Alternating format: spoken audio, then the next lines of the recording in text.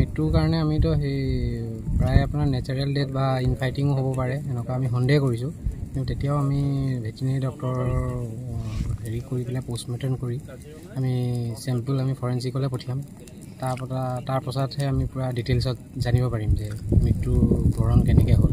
Sir এই ঠাইডোখৰৰ নাম কি? এইডোখৰ হৰণবালি বুলি কয়, ফেৰেংগাৰাও আপোনাৰ বনিবিৰৰ ওচৰত।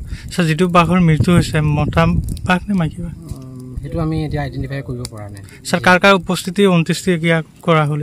আমাৰ ইয়াত উপস্থিত আছিলে আমাৰ DFO ছাৰ আছিলে, তাৰপিছত আপোনাৰ ফৰেষ্ট ভেটেৰিনেৰী অফিচাৰ বোকাখাটৰ পৰা আহিছে, তাৰপিছত আমাৰ ইয়াৰ বালিপুখুৰী ভেটেৰিনেৰী অফিচাৰ আছে, তাৰপিছত আপোনাৰ NTCA ৰিপ্ৰেজেণ্টেটিভ ত্ৰিদীপ শৰ্মা আছে, তাৰপিছত তিলক প্ৰধান এনেকৈ মিডিয়া ৰিপ্ৰেজেণ্টেটিভো আছে আমাৰ ইয়াত।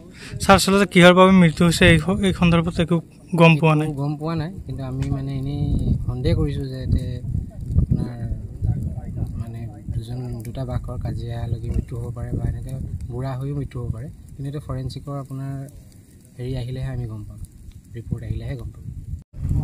মানে মৃত্যুৰ কাৰণে আমিতো সেই প্ৰায় আপোনাৰ নেচাৰেল ডেথ বা ইনফাইটিঙো হ'ব পাৰে এনেকুৱা আমি সন্দেহ কৰিছোঁ কিন্তু তেতিয়াও আমি ভেটেৰিনেৰী ডক্টৰ হেৰি কৰি পেলাই পোষ্টমৰ্টেম কৰি আমি চেম্পল আমি ফৰেঞ্চিকলৈ পঠিয়াম তাৰ পাছতহে আমি পূৰা ডিটেইলছত জানিব পাৰিম যে মৃত্যুৰ বৰণ কেনেকৈ হ'ল।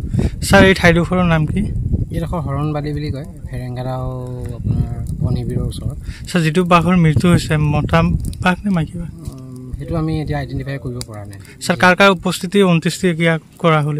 আমাৰ ইয়াত উপস্থিত আছিলে আমাৰ DFO ছাৰ আছিলে, তাৰপিছত আপোনাৰ ফৰেষ্ট ভেটেৰিনেৰী অফিচাৰ বোকাখাটৰ পৰা আহিছে, তাৰপিছত আমাৰ ইয়াৰ বালিপুখুৰী ভেটেৰিনেৰী অফিচাৰ আছে, তাৰপিছত আপোনাৰ NTCA ৰিপ্ৰেজেণ্টেটিভ ত্ৰিদীপ শৰ্মা আছে, তাৰপিছত তিলক প্ৰধান এনেকৈ মিডিয়া ৰিপ্ৰেজেণ্টেটিভো আছে আমাৰ ইয়াত।